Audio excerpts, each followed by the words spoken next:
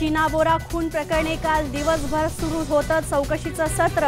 खून थंड डोक्यानं केल्याच्या निष्कर्षापर्यंत पोहोचले मुंबई पोलीस।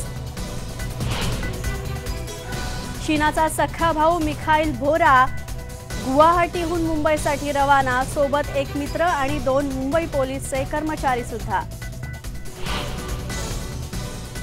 इंद्राणी मुखर्जीचा आणखी एक प्रताप उघड, शीनाच्या जन्म दाखल्यावर पालक म्हणून टाकलं शीनाच्या आजी आजोबांचं नाव।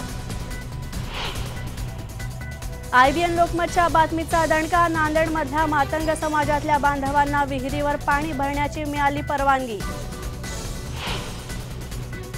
कुंभमेळ्यासाठी भिवंडी जवळची 50,000 गोदामं राहणार 12 दिवस बंद।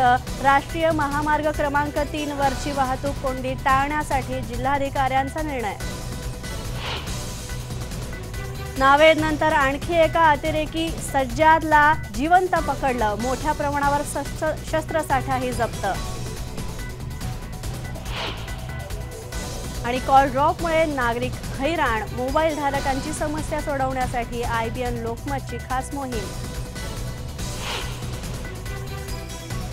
आज रिलीज होत आहेत एक सेल्फी आरपार, हायवे आणि ढोलकी, तर हिंदीत येत आहेत फॅन्टम आणि बांके भी क्रेझी बारात।